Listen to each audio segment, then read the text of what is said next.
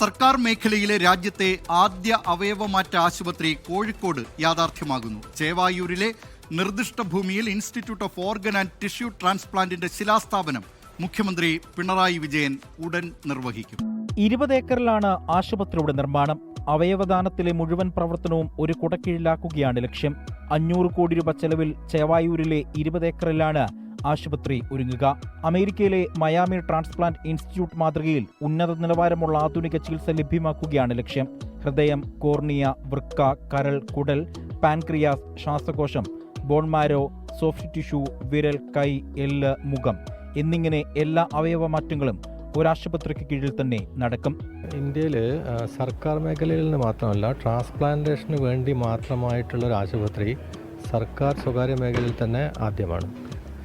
ഇത് നമ്മൾ ഒരു ആശുപത്രികൾക്ക് പുറമെ ഒരു ട്രെയിനിങ് സെൻറ്ററും റിസർച്ച് സെൻറ്ററുമായിട്ടാണ് ഉദ്ദേശിക്കുന്നത്.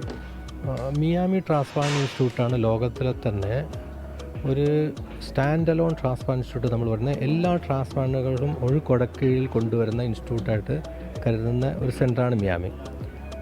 ഈ സെൻറ്ററിൽ നമ്മൾ മിയാമിയിൽ ഇല്ലാത്ത സൗകര്യങ്ങൾ കൂടി ഭാവി മുന്നിൽ കണ്ടുകൊണ്ട് നമ്മൾ ഉൾപ്പെടുത്തിയിട്ടുണ്ട്. ആശുപത്രിയുടെ ഒന്നാം ഘട്ടത്തിൽ ICU, HDU സൗകര്യങ്ങൾ, ഡയാലിസിസ് സെന്റർ, 10 ഓപ്പറേഷൻ തിയേറ്ററുകൾ എന്നിവ ഉൾപ്പെടെ 350 കിടക്കകൾ ഉണ്ടാകും. ആശുപത്രിക്ക് പുറമെ ഗവേഷണത്തിനും പരിശീലനത്തിനുമുള്ള കേന്ദ്രം കൂടി സജ്ജമാക്കിയിട്ടുണ്ട്.